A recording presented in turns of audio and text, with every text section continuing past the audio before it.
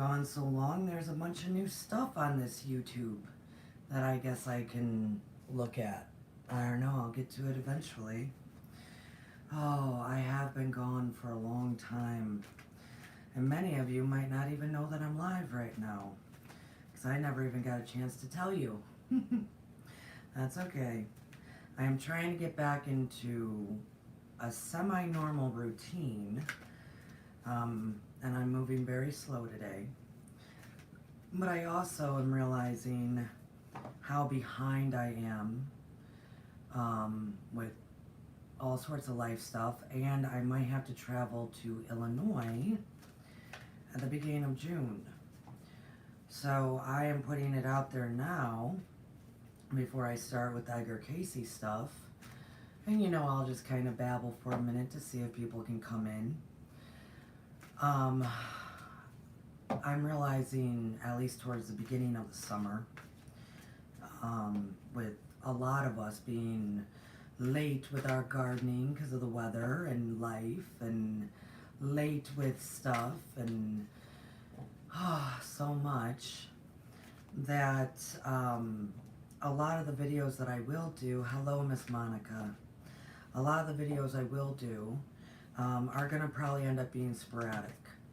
I will do them when I'll try to stick to my schedule as best as I can, which is Wednesday 2 p.m. live for Edgar Cayce, and Friday at 11 a.m.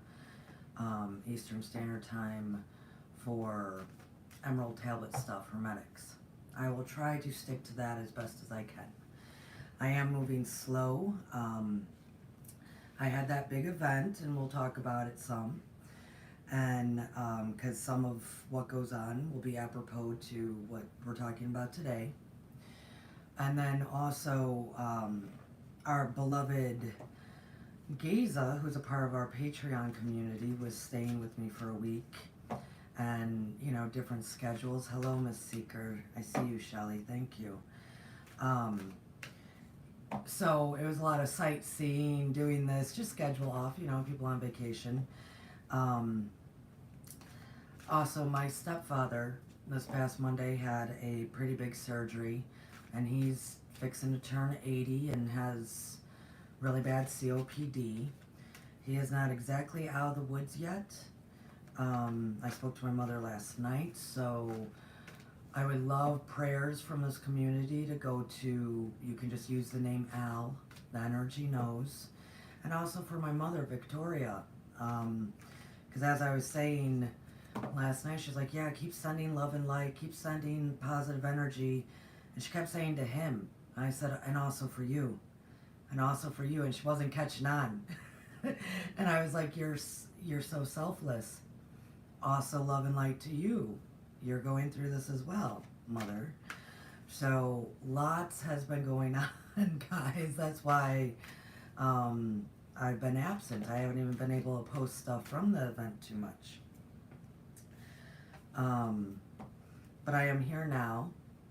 And good morning, or hello, Miss Susie. Yes, it is. It's afternoon, isn't it? Woo! I will tell you, I'm moving a bit slow. I've been trying to get out to the garden and get a bunch of perennials in the yard. And many of you have never seen this house, but there's not a flat piece of ground anywhere. And you'd think, oh, okay, so it slopes all in one way. Now, every step you take is a different slope. So my back is a little bit not happy with me right now, because getting perennials and stuff in the ground is not the easiest. Oh my goodness. It is good to be with you, though. Very good to be with you. I did have that big event on April 29th. I'm actually going to talk about some of it in terms of me today, because it's going to come up. I also will tell you my pyramid. So Cayce was sleeping under my pyramid all week, which anybody can sleep under a pyramid. It's actually very good for you. And I had stuff moved around in the office here, and I came in today to finally be like, oh, I got to charge my iPad. I'm going live. I got to move stuff back. And I didn't even touch my pyramid. I didn't even touch her. I was in my pyramid Sunday night, I believe. But I didn't even touch her. Didn't touch your pyramid. And I move some stuff around and I leave and I'm doing something with my iPad and I hear a thump. And I think, oh, that must have been something outside, you know.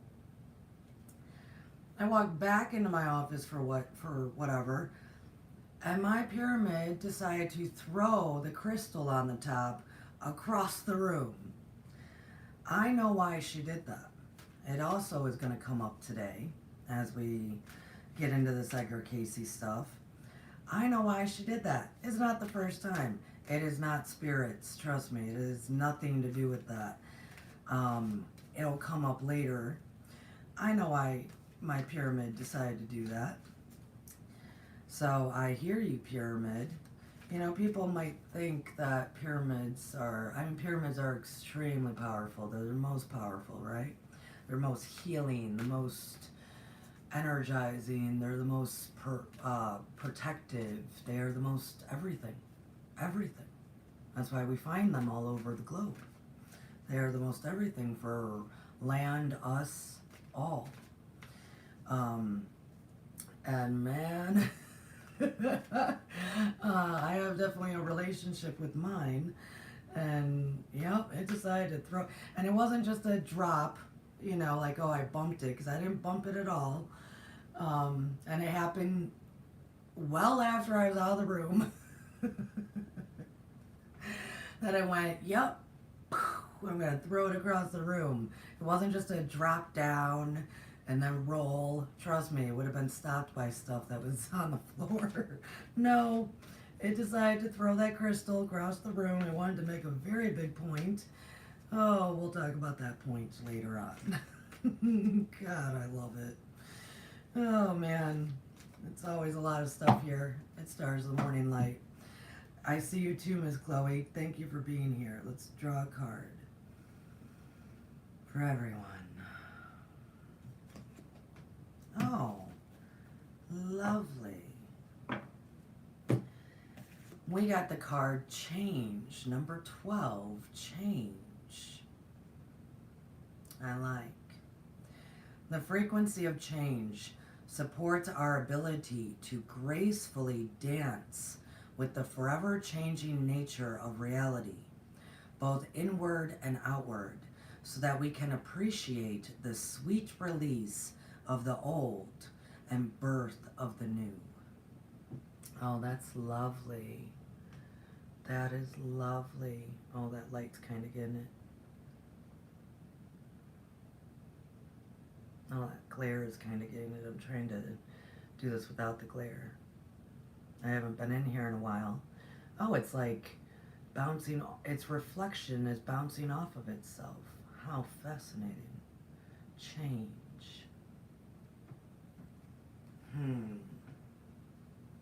I will like to tell my lovely patrons, I will be getting many videos to you very soon, now that my life is getting put back together.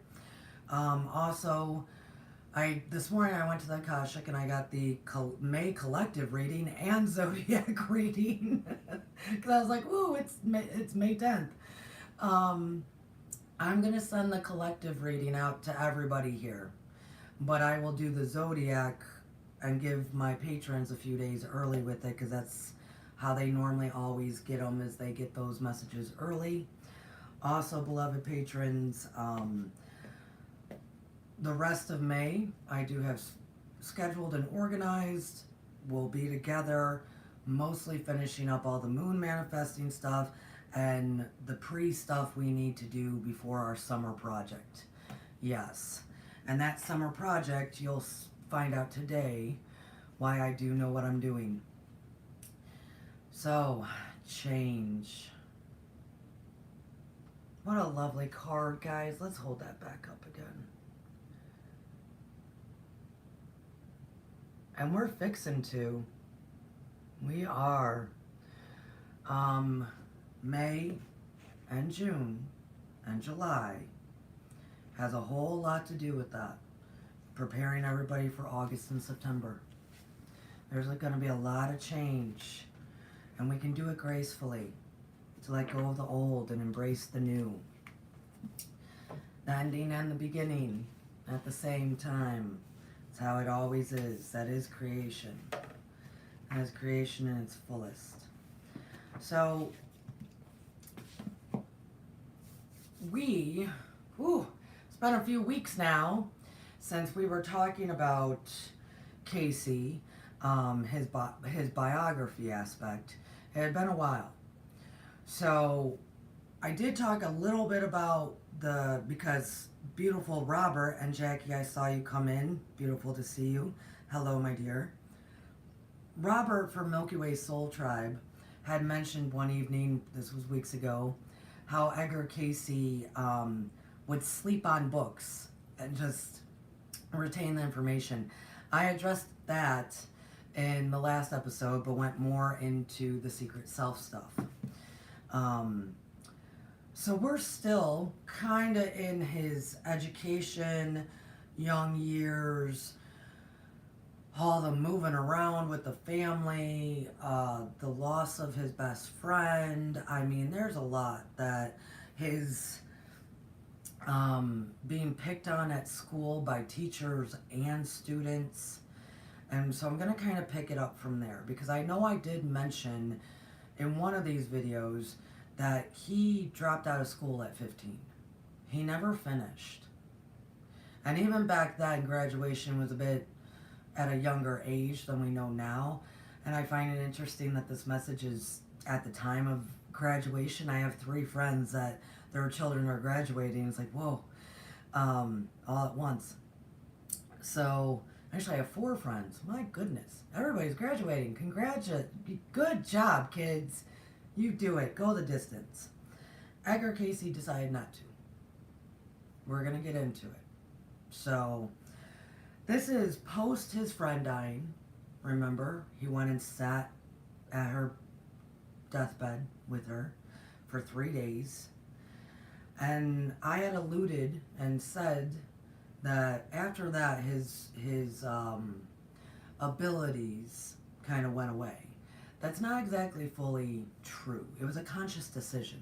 And I'm going to layer more into it now, okay? I think I had also said that he had stopped going to school at that time. He was about 14 at that age. So at the same time, as he's losing his best friend, the beautiful young girl that he grew up with, he started falling in love with someone else. He fell in love with someone. That was not a relationship, not an intimate relationship like that. But he started catching feelings, being smitten with pretty much the most popular girl in the area. Like, oh, Cayce. Oh, Edgar. Yeah, of course you would. You know, the popular ones do shine lovely. And so people are very attracted to them. And poor Edgar became very attracted to, I think her name was Betsy Kenner. Most popular, very beautiful girl, dark hair, green eyes. You know, the green eyes get everybody.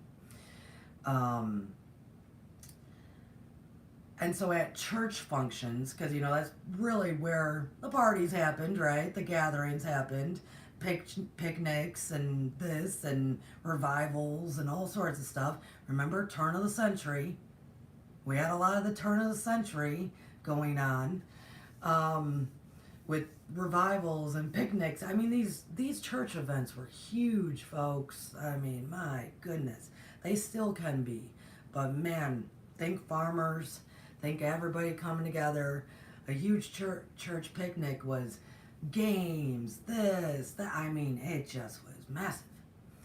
So, and they happen much more frequently than, I mean, this is because people didn't have other kind of entertainment, you know, and traveling preachers, you know. We love hearing our traveling preachers. Oh my goodness. So, at these different church events, and she came from a line of like the most popular pastors too, the most popular ministers. At these church events, he would, kind of try to talk with her and, kind of get close. And at one of them, he slipped her a letter. Oh, I love it. He slipped, and there were no texts. Slipped her a note like we used to do in school. Let me send you a note. Do you like me? Yes or no? Maybe. Circle one. He slipped her a note, and she immediately replied. We don't know what the reply was, but it had Edgar thinking she was interested.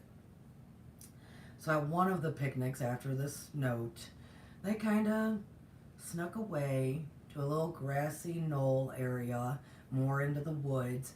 I think this picnic was actually happening on the Cayce land. So he knew where to go. So they just walking, he was trying to, court her. And they get into this little grassy knoll, and he's telling her, he's telling her his hopes and dreams, and he wanted to be a minister himself. He really did. We covered a lot of his love of the Bible and the stories in the Bible, and which went on his entire life. And that will keep coming up. There's no way that we can talk about Edgar Cayce and not talk about his love for that material. Which I think is wonderful to talk about, because so many people with gifts are, because of how we're taught, don't believe that organization will accept them. Now, of course, because it's gonna keep coming up.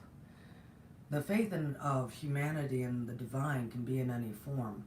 And so his was definitely those stories, that community, okay? But it was also very difficult. So we will talk about it. And that's the stuff that we know more so in today, because we're technically not allowed to be who God made us to be. So he's in the little it's in the woods, but yet it's like a clearing, right?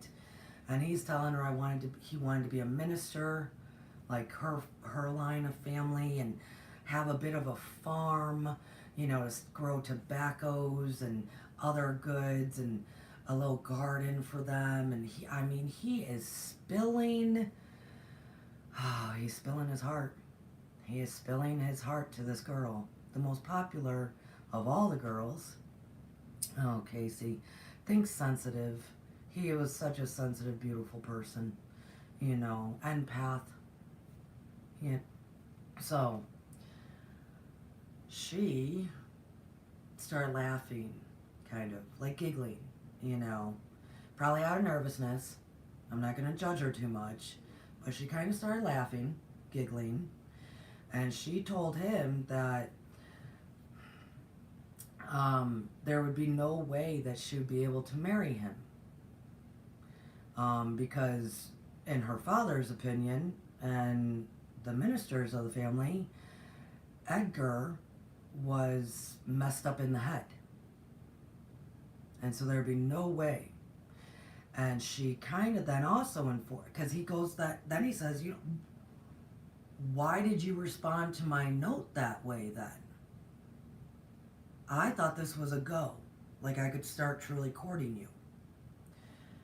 And she informed him that the reason she responded with a, hey, yeah, we can talk more, is because she just wanted to,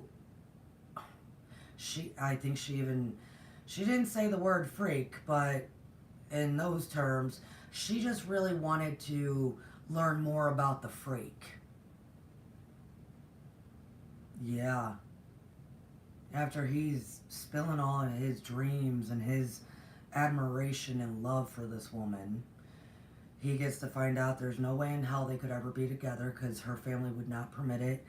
On top of, she just wanted to know more about you because you're a freak. He was like 15 years old. 14, turning into 15. Just lost his best friend. All this other crap had been going on. Moving around with his family. Changing homes. Troubles at school with bullying, especially also by the teachers. I mean, that poor sensitive man. This is the man who as a child understood, let me talk to adults as adults and they can talk to me as adults because I can see and feel and know their pain so I can have conversations as to how are you really doing. Oh, Edgar. So,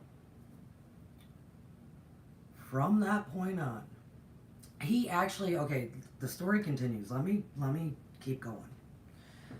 So then, he didn't talk to her again. But, this is balls. I love this part. This part, it's like, that's right, Edgar. He went to her father, head minister of the area, you know, and he did not ask her father anything about Betsy. I mean, he was done. He, you know, that was done. Case closed. You know what I mean? But he wanted to know, is that truly how you, a army vet, one of the head ministers, come from a line of respectable family, is that how you see me? So he went, and he boldly asked, do you think I'm worth nothing? And her father said, A, something's wrong with your head. Because of a baseball accident, which he got hit with a baseball, okay? But it's probably straight down center field. He lost a testicle. God, Cayce, stop hurting yourself. Oh, we all do it, right? Especially us Gen Xers. It's like, oh, we're just fending for ourselves. He lost a testicle, which also meant people did not know if he would be able to produce children. That was a massive thing. You had to be able to have children. So between the loss of the testicle and that there's definitely something wrong in his head, let me see if I can find the quote as to what he said. Cayce got the brutal truth, basically, right? He got the brutal truth.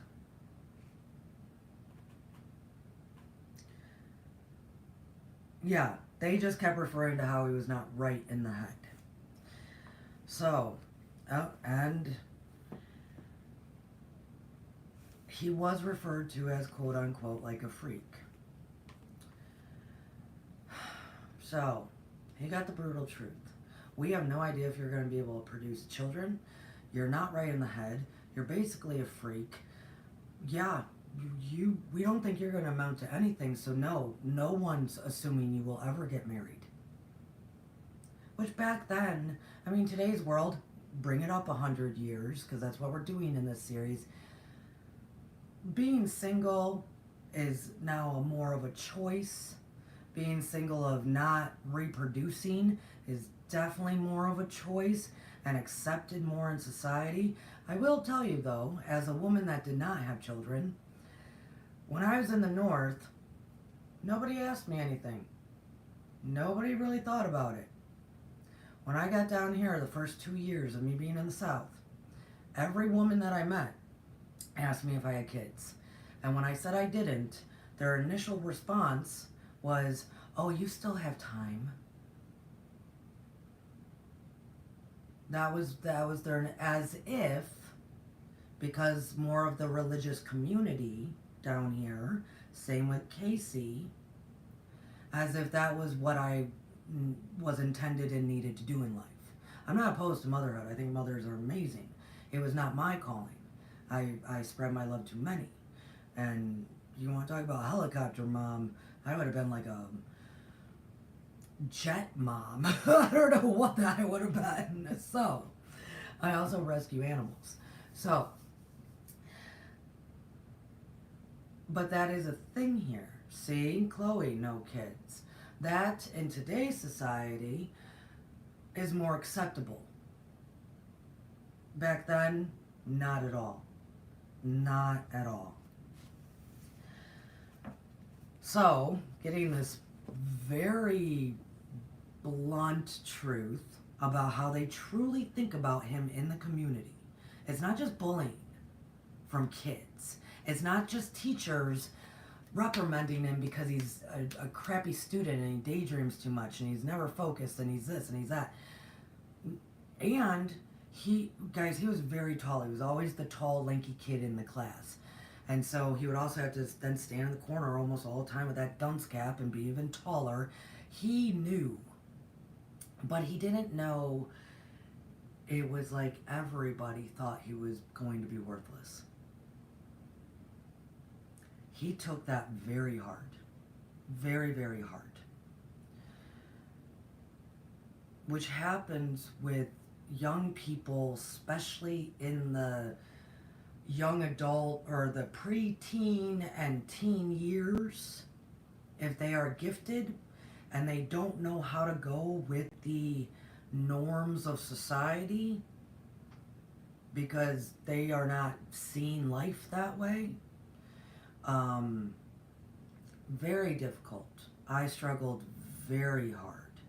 Very, very hard, to the point that I was always on a very thin thread of being kicked out. I had to make I signed so many different contracts on what I'm supposed to do, and but then I would negotiate well, if I have to do this, you gotta do this for me. I didn't understand the thing called credits, because even though they told me about them all the years of high school, at the end of the day, I was like, what do you mean I don't have enough credits? I did all the bullshit you need me to do. I had a horrible time, and I did not I did not understand my peers. I didn't understand my peers in grade school. I didn't understand them in high school. I didn't understand my peers. I developed more relationships with actual teachers, and I think that's the only reason they kept me around. Because I didn't understand the whys and the this, and I didn't understand how it was working at all. And I had one teacher towards my senior year that was like, you need to go to parties, and I was, hang out with your peers. Don't work so much, because I also work six nights a week. And I said, what makes you think I don't? I said, I just don't do it with anybody here. Because those people, I did not get. The ones that were 25, 26, 27. Yeah, I was hanging out with them. So, very difficult. Cayce, as you're going to learn, does the same thing. So he almost dropped out of he almost decided to drop out of going to any church function whatsoever, but his grandmother was like, no, Cayce. Then you will ultimately be the freak. At least go to the church, and it is for you and God. You love this. Stay in the church. So he did. He never spoke to that girl Betsy ever again. He did decide to drop out of school. And here's the thing about that.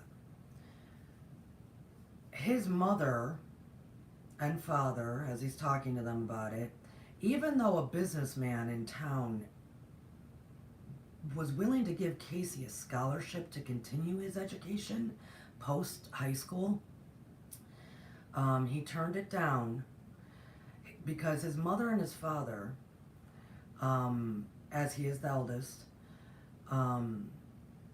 decided it was actually the best thing for him to do for many reasons. first, she was about to have her last child.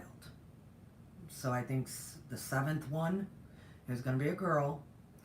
She was about to have her last child, and they needed help. They needed financial help. They needed physical help. They needed help.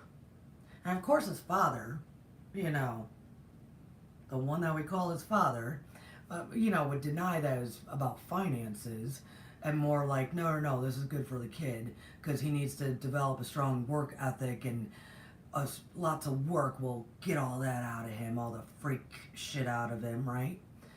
Which I also ran into that, hence 6 days a week until 2 in the morning. I worked at Denny's in high school actually, a little fun tidbit about Courtney.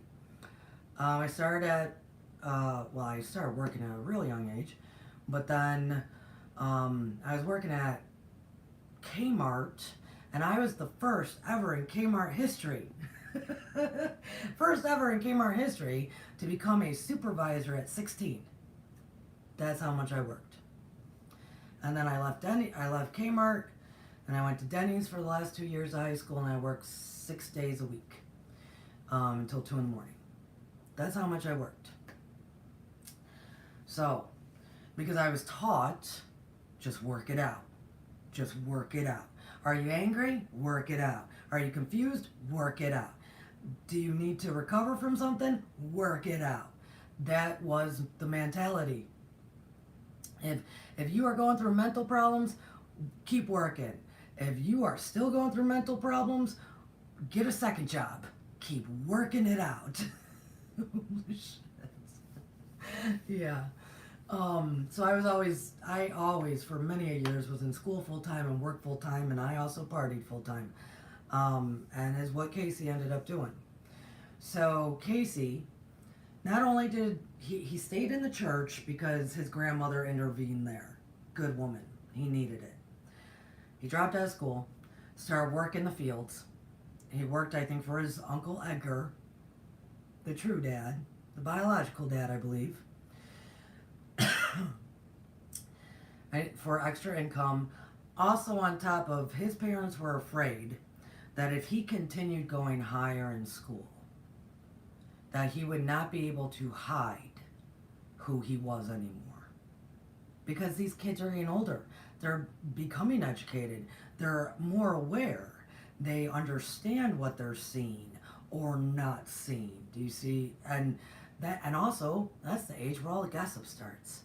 Ooh, that's the age of all the gossip. So they were afraid that if he continued on with finishing high school and then even into higher education, when there's professors and whatnot, that he would not be able to hide his freakness. So both parents decided it was probably a good thing. They needed the money, they needed the extra help around the house, and it was so he could hide. He also decided, as he's making all these big life decisions, which back then was appropriate. I mean, you would have started courting who you were going to marry, right? You would have been starting to make these big decisions. He decided to cut as much of his abilities away as much as he could. He was not going to use any of it. Any of it. I did exactly the same thing in high school. And he did a whole lot of the same thing I did. He had always kind of smoked a pipe here and there. He started that at like 14, but by 15 or 13, same here. But by 15, he's rolling his own cigarettes. He's a heavy smoker. Remember, they are tobacco farmers. He thought that he needed to just become, he wanted to be normal. He wanted a normal life. And what that looked like was basically playing cards, chasing girls, and drinking whiskey. That's what boys were doing. That's what men and guys were doing. And he also then started hanging out the older guys, the older boys, so they could, quote unquote, in Cayce's words, teach him the ways of life. Woo! And he never used his abilities again. So he thought, right? So I thought. I did exactly the same thing. I was a 2-pack-a-day smoker by the time I was 15. I did nothing but drink and party and work, which is what he was doing. Like I said, I hung out with the 24, 25, 26, 27-year-olds when I'm 14, 15. You know what I mean? I did exactly the same thing because I wanted to shut it all down. I wanted to shut it all down. I did not want it anymore. It never made my life easy. No gifts had made my life easy. And I want to talk about that for a minute.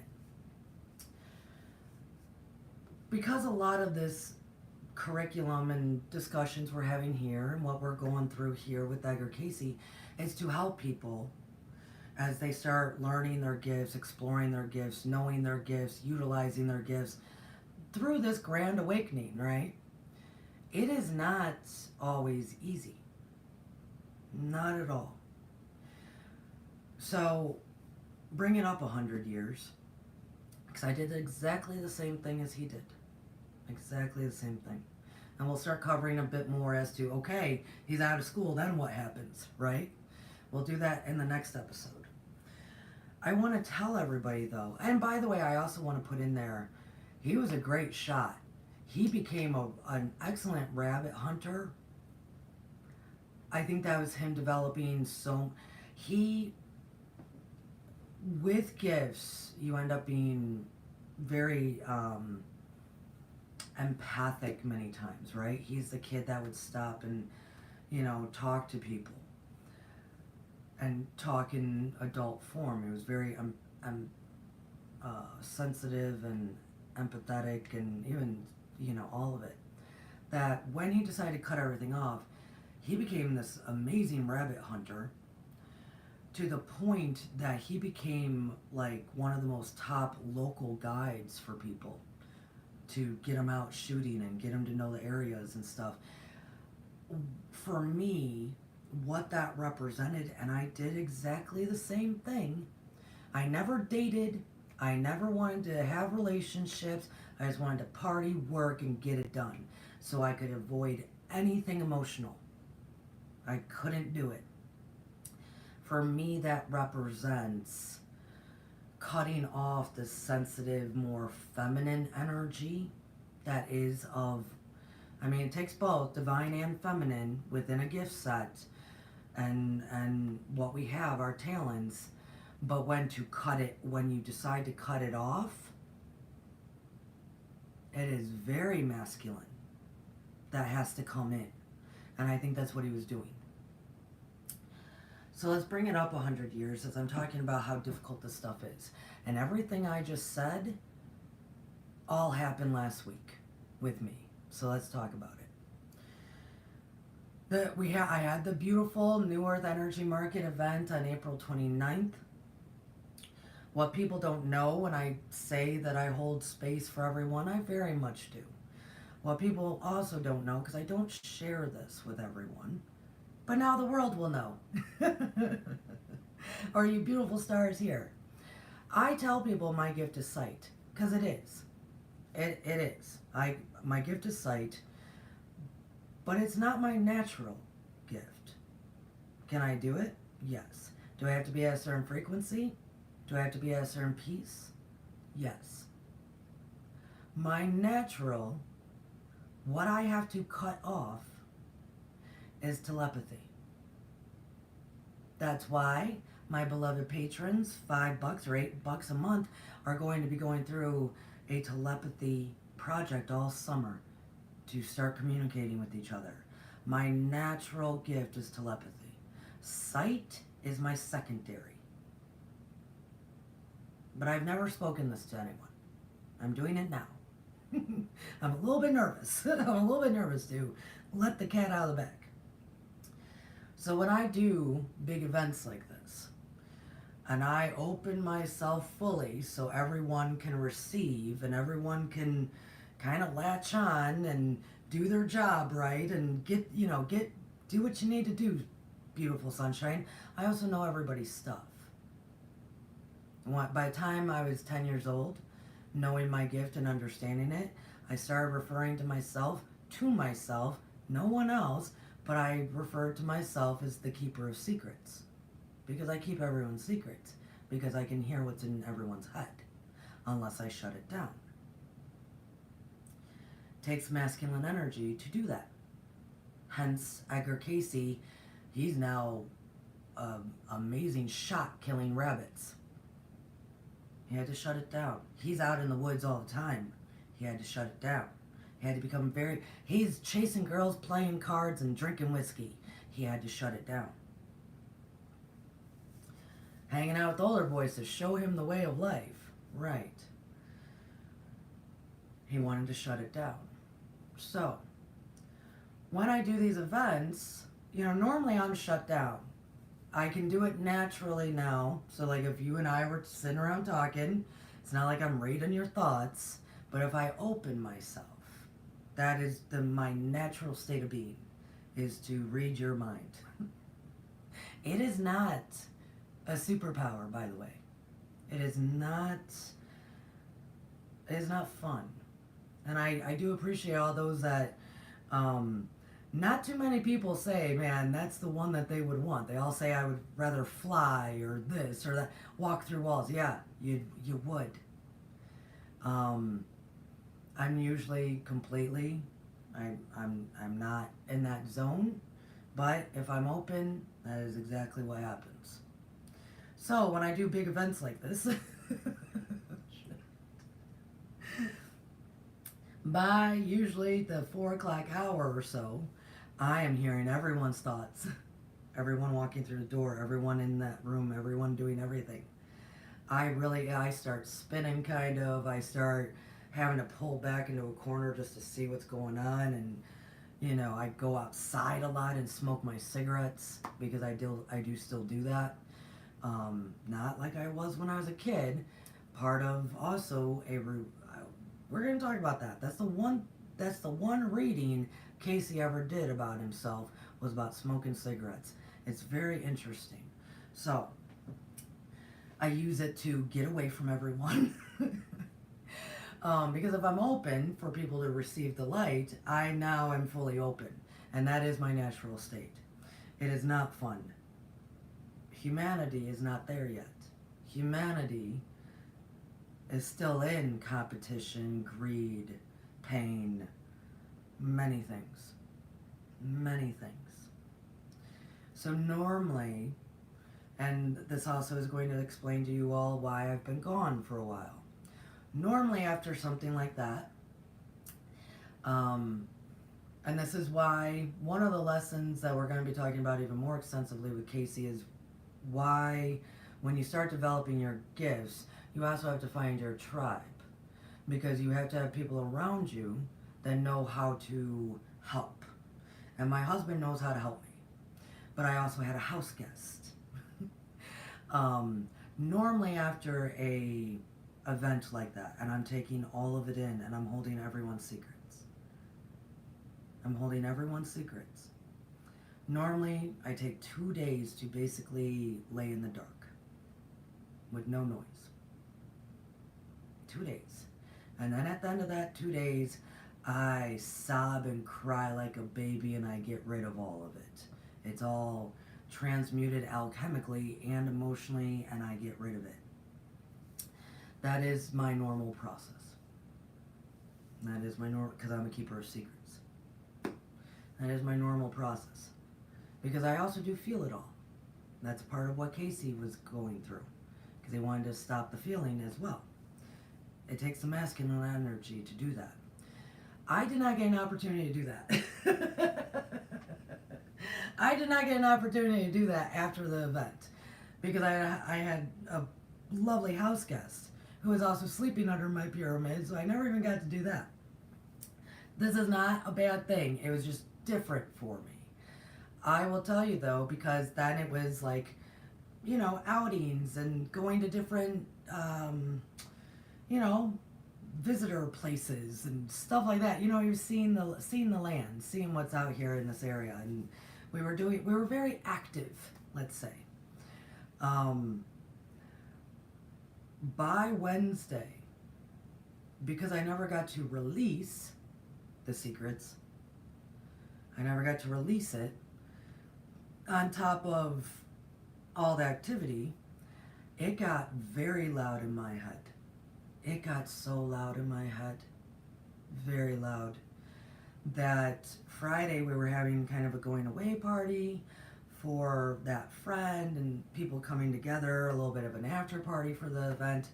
That Friday I decided to be very masculine and I decided to shut it all down, which means I got really drunk, really messed up. If somebody tried to talk to me, I cut them off completely. I was actually ended up being pretty rude. It was all masculine because I couldn't handle it anymore. I couldn't handle the noise. So yeah, I mean, I shut it down big time in the drinking whiskey, chasing girls, not caring. I wasn't chasing girls, but you see what I'm saying? The same thing Edgar did. I was hauling wood for the fire. I was doing all this masculine stuff to just stop the noise. And then I got this past weekend to do my 2 days of silence in the dark. Normally, would I have done something like that? No, I would have done what I need to do. I would have released all of it. But when you're young, and I'm bringing this up because I understand what he was doing, not just because of my past, but I did this past weekend because it's very hard, these gifts, right? So that's why I've been also absent. I really needed, and because I didn't get to do the 2 days in the beginning, I was like, I need 4 days to recover. I know I will. Double time. So, these gifts are, great responsibility is not easy. Great power, great responsibility is not easy. And so, I don't fault Cayce at all. I did the exact same thing in high school. The exact same thing. I was pretty much drunk the whole time. And college, definitely. The exact same thing. I haven't done that in years. I did that Friday night for the first time in a very long time because the noise wouldn't stop. So I understand what he was doing. There are many other ways. There are so many other ways. My normal state is I do get rid of it. It's not mine. I don't carry what is not mine. Right? None of us should.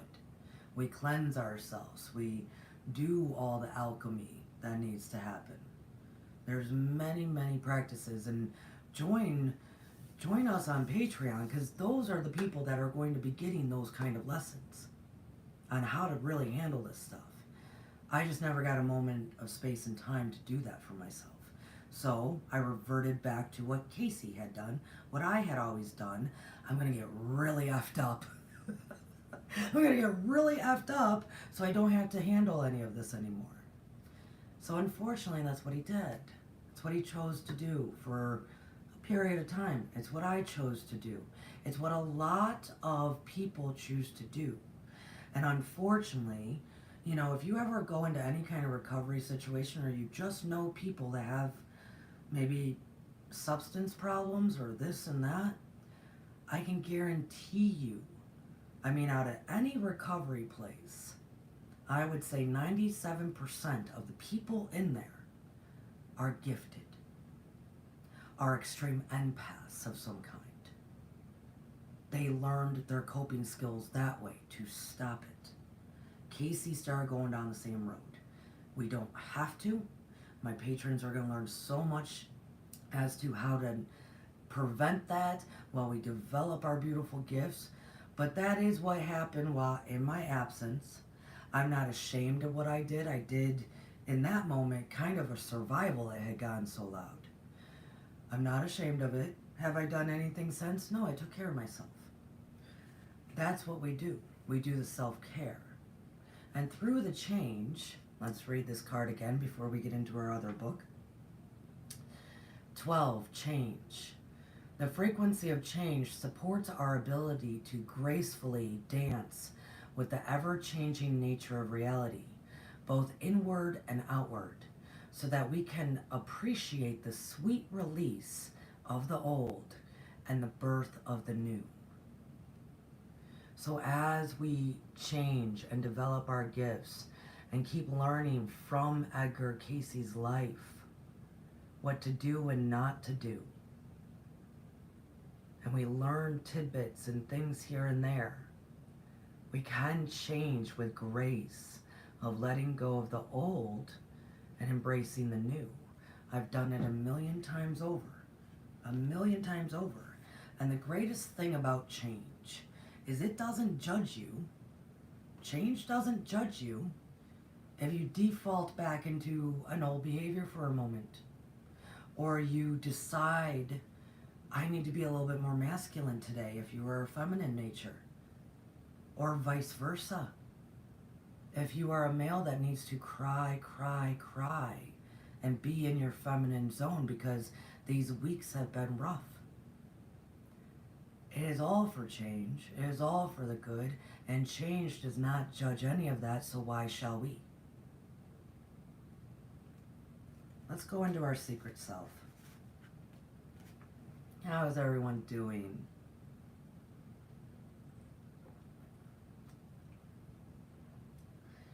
Oh, change is scary though. Change is, I saw a lovely seeker in there. Change is scary for people. And I do hope that even these energies though, because we're stepping into the time of things, even though these energies are moving fast and things are happening, it is all for the greater good of change of your individual self. So then we do stand in our power, as we talk a lot on Sundays and just here at Stars of the Morning Light. It is difficult. So is owning gifts. So is having the great power and the ability to change. Oh my goodness. So, okay, before we go into the secret self, I have to tell you this. I took a class in college that, man, this was the title of the class, if I can even remember. It was a full title. It was Self-Identity, the Mind-Brain Question. And in that class, that was just the title of the class. In that class, we studied the physical aspects of what goes on in the brain, on top of the psychological stuff that's going on top on how it relates to sociology. I think it was actually a sociology course. And that professor, God love him, man. He dealt with my stuff. That professor would say repeatedly, the greatest thing about being a human is that we have the capacity to surprise ourselves. And he would say that. And he just kind of leave it. And he repeated it all the time. And I was taking it in. I was trying to figure it out. I'm like, whoa, what? Towards the end of the semester, he said it, and it just, probably because I needed to have all the stuff I just learned, it all of a sudden just clicked. Oh my gosh. We are truly, and now that I even know more of the cosmic life and the galactic life and all of the lives, we are the beings that have human free will. Because we are human. We have that free will. And in that free will,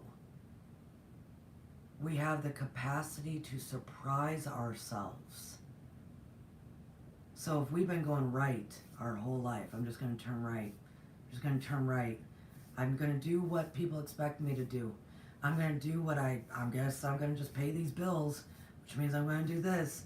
I'm going to just turn right. This is what society says we do. What people call sheeple. Sheep. I'm just going to do.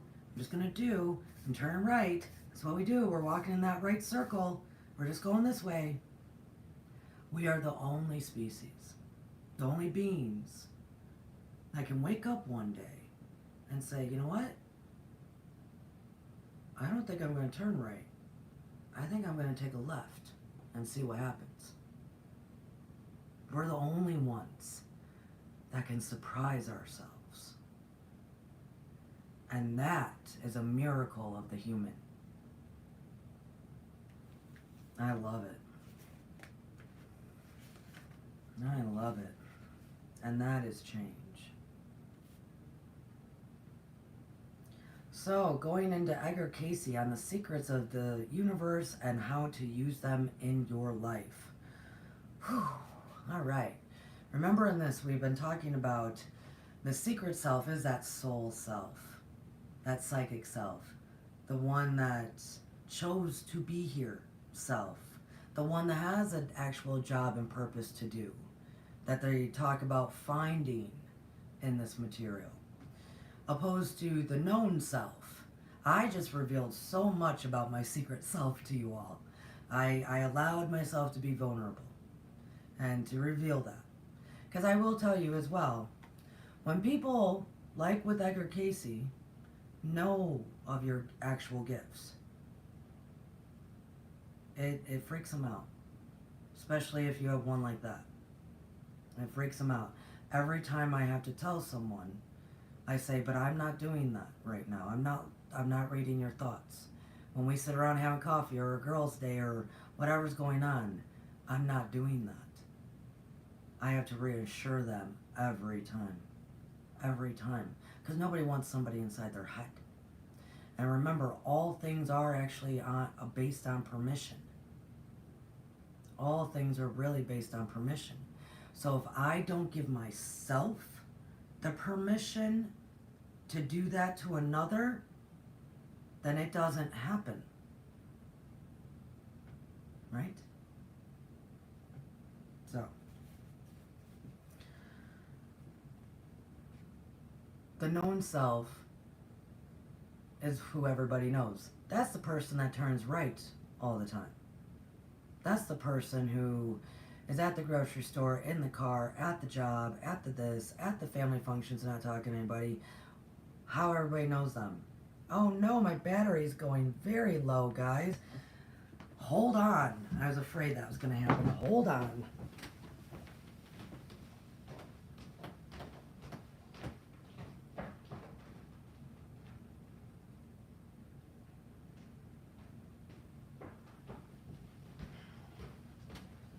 Hold on, lovely beans.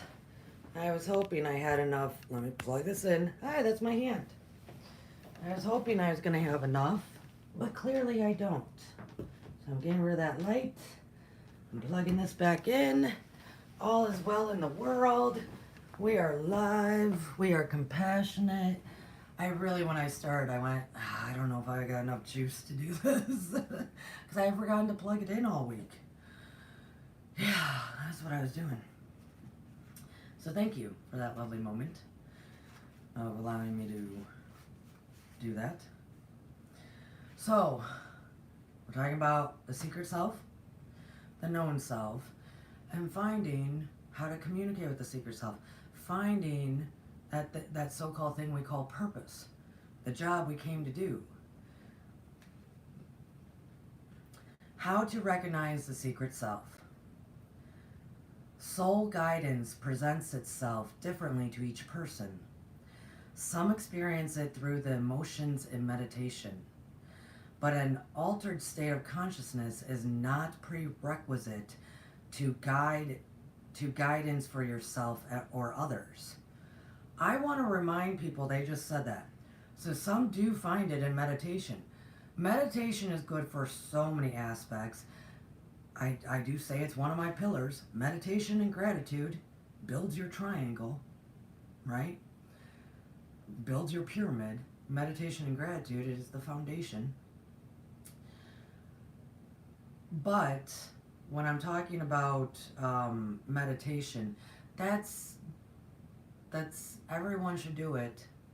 Everyone can, but it's not the same for everyone. So we don't have to like pigeonhole. We don't have to keep turning right thinking that meditation is the way for us if it's not. There are some people that are very gifted in meditation. I am.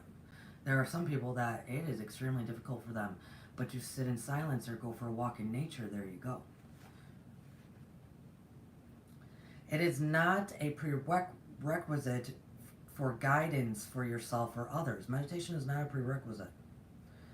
An emerging sensitivity to your needs and the needs of others is a natural result of living the ideal.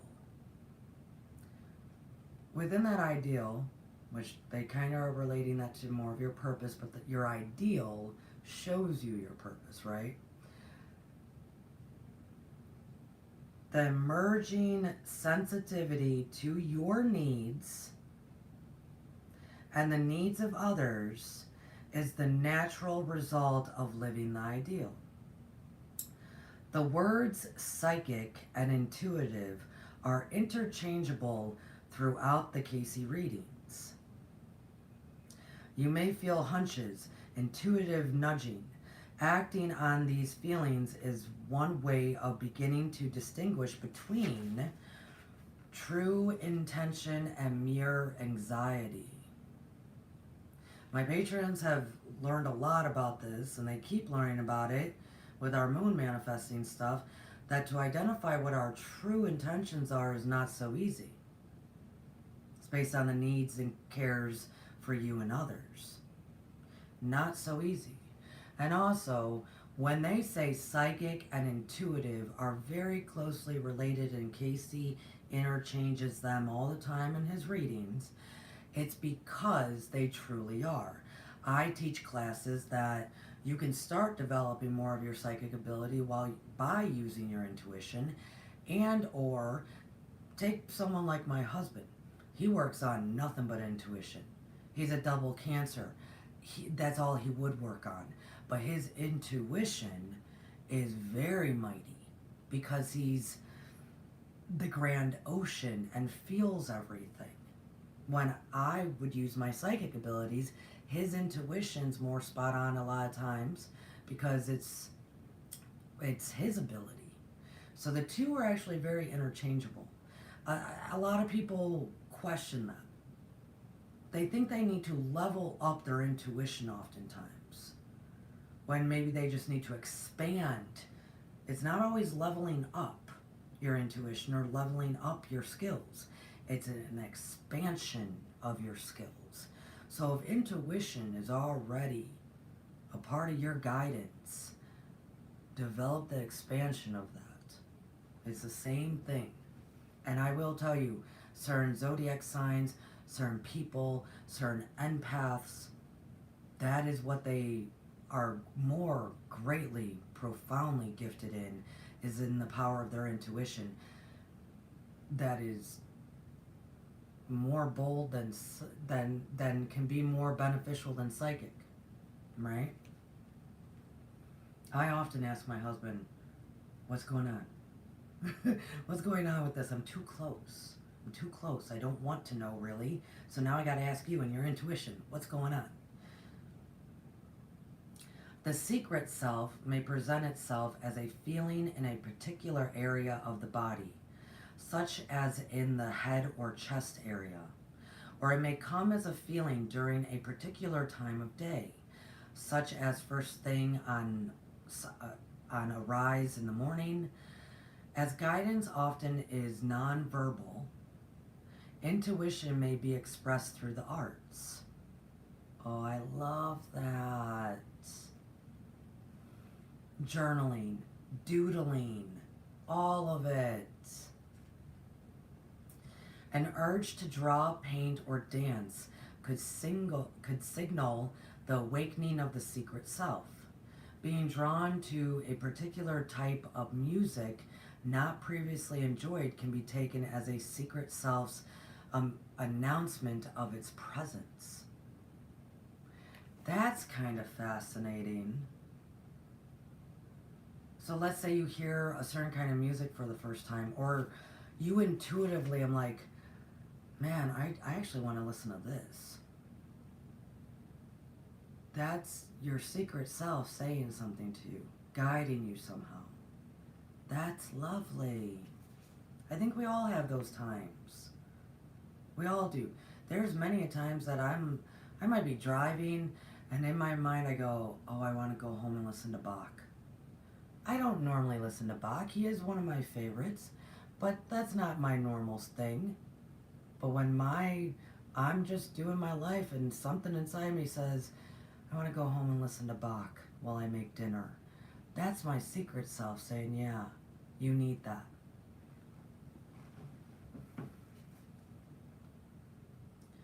Of course, the most common experience is hearing or sensing the still, small voice within. But even that isn't always accountable. The key factor is recognizing the true secret self as opposed to another element of mind, such as the subconscious, is whether the hunches, nudges, intuitions, feelings, visions, and alike are in harmony with the secret self's ideal. And then it says, explained in chapter 17, oh no, guys, it keeps saying my battery's going too low. I'm sorry, it might have just cut out on you. Hold on, guys. It just keeps telling me my battery's going too low, but I am plugging it in. I might just be working this little overdrive. It is plugged in. I apologize, guys. I'm not hearing it go brrr, brrr. But it did just tell me I'm at 5%, so hold on a moment. Yeah, I'm plugged in.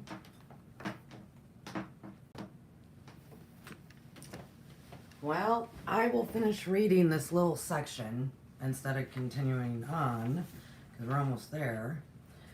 And then we'll see what happens. Yeah, I don't know, Cricket. I don't know. You know what, honestly, it's probably not, I probably drained it so low that it's not keeping up with me being able to go live. That's what I'm thinking, because, kind of forgot to charge things. Explained in chapter 17, which we're definitely not there yet, secrets of prophecy is how the subconscious distorts images. The secret self does not express the desires of the subconscious, but its own. Its own desires are tuned to its ideal and purpose, which is always unselfish. Confusion means the subconscious may be blocking the path of the secret self. So when we're confused, but we think we're seeing stuff, but we're not really sure, if the motive is not unselfish, then that's not your secret self. That's why we gotta say, that's why people say, check your motives. Check what's really going on. Very hard to figure out what our intentions are. Like I said, my beloved patrons have been learning a lot about that in the moon manifesting class, because this is why we tend to get what is called the Irish curse of you get what you ask for, because you don't really know what your intentions are. Because if they are selfish, that is never what truly should be. Manifesting, caring for oneself, knowing what your secret self is really here to do, the ideal of everything, is looking at your needs and cares and the needs and cares of others. Always. Maybe I gotta do something about what unselfish and selfish, and I think I did a show about narcissism, which that word has been completely blown out of proportion, to help everybody really understand what that means, because we still pay attention to our needs and cares. But when we manifest, our ideal is to benefit all, not just ourselves. Guidance from the secret self never participates judgments of other people about whom you are picking. Okay, wow, jeez. Guidance from the secret self never participates judgments of people about whom you are picking up signals. The secret self never judges, only evaluates. Finally, there's no... Wow. Okay. So I'm going to finish this and I'm going to talk about that. Finally, there is one certain way to recognize the presence of the secret self. It is unexplainable, deeply felt, inexpressible joy. The soul allowed to live its life is simply happy. If, however, you ignore the soul's guidance and continue denying the I can't even talk, guys. Intuitive impressions. I'm thinking I gotta go real fast because I don't know how much time I have. I'm hoping energy's coming. If, however, you ignore the soul's guidance and continually deny the intuitive impressions, the soul becomes unhappy and makes itself felt through inner turmoil and stress. Master, there are so many helpless, homeless, hopeless, and poor. Why don't you help them? I do, through you. I have no hands but yours. They left that with a little quote. I'll read that again. So this is a little quote. Master, there are so many helpless, homeless, hopeless, and poor. Why don't you help them? I do. Through you. I have no hands but yours. I'm going to actually talk about that for a minute and then go right back up to where we left, and then I'll end it with that. I will tell you, I think it was the early, 2010 or so, somewhere in there, 09, 07, I don't know. Between 06 and like 12, right, 2012, that was one of my mantras. To have my head in the heavens and my hands here doing the work. And I constantly, I can't remember what psalm it was, but it was the best last line of a psalm for me that it said, establish the work for my hands. Establish the work for my hands. Because that is very true. Our minds and spirit can be of joy and peace and love, living in 5D, 7D. Our feet walk this land and our hands do the work for others. Always. Always. So yeah, that was one of my mantras for I think like 7 or 8 years. A very long time. For my work to be established. My ideal, my purpose to be known. And for I to always be doing that work throughout my days, regardless if I knew what I was doing or not. I want to go back up though real quick if I can get there. I'm trying to get there. There's guidance from the secret self never participates judgments of people about whom you are picking up signals. The secret self never judges, only evaluates. So, beloveds, I will tell you, how do I hold 5D compassion and 5D and moving into 7D of non-judgment? It was not always the case, especially now that I revealed that my natural state is to read your mind. This is why I refuse to go into department stores or stores at the holidays, because all of the energy is too much. It usually breaks down my force field and I start hearing everybody's thoughts. And people are very not good at the holidays in their minds. When I was young, it was judgment all the time. I judged everyone and everything because I was just tired and exhausted. And the things in our minds are for us. The things that are in our minds we are processing. The things in our minds get us through the change when it is occurring or about to happen, right? That's normal. as I got older and reopened myself and started retraining myself appropriately with guidance of my hands doing the work here, but my thoughts and mind in the heavens, with guidance from my secret soul, my secret self, I was able to eliminate judgment about it because it also was a part of my emotional maturity.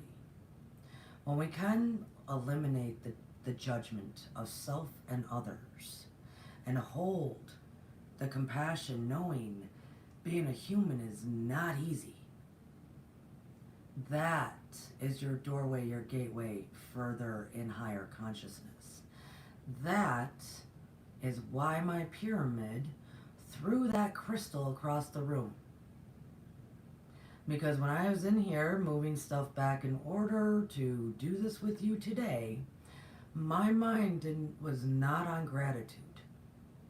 My mind was not a nice place. And as I walked out and I was doing something else, thud. Well, as I walked in, my beautiful crystal pyramid that sits on the top, oh yeah, she threw it across the room. That was her. Like I said, I know what's happening. It was never a spirit or anything like that, because she's done it before. When my mind space is not healthy, my pyramid lets me know. And it lets me know, and I go, I got it. I understand. I'll be with you and I'll be in the light. Because we all just human. All of you, we're just human. And your mind space is there to filter, as we're going to talk about the subconscious at some point, but also to create, to let go, to feel at peace and freedom. It doesn't always have to be of the negative. And if it is, you have the power to change it because you have that human free will. And do know to let go of the judgment of self and others. It is the key. It is very much the key. Guidance from the secret self never participates in judgment of people about whom you are picking up signals.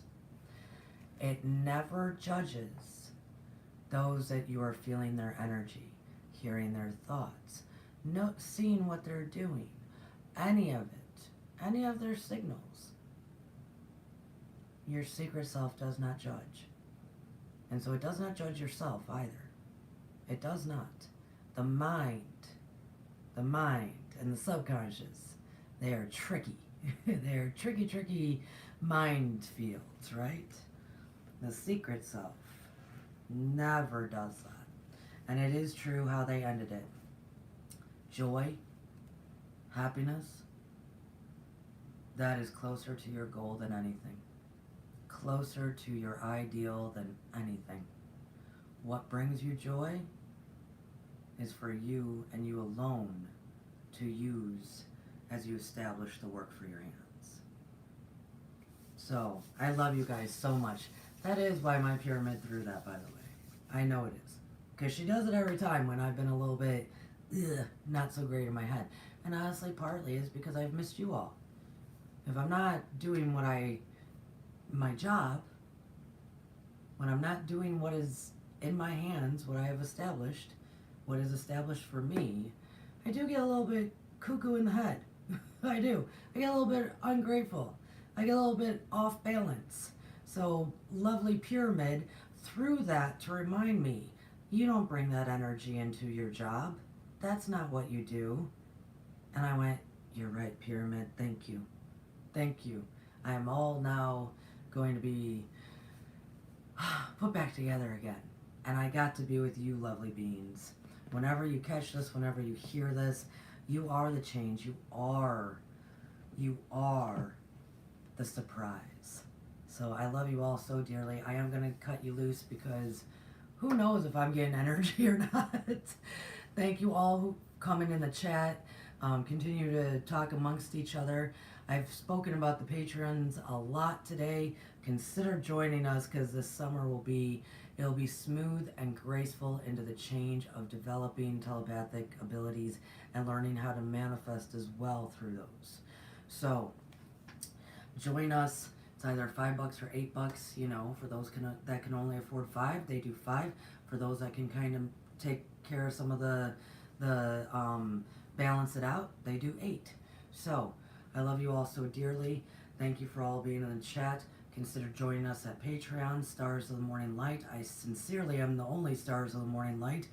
The link is in the About section. So, namaste, beloveds. I will be with you again on Friday. I believe we're still in correspondence. So, love you guys. I'll see you on the flip side. Patrons do expect videos very soon. Bye, everyone.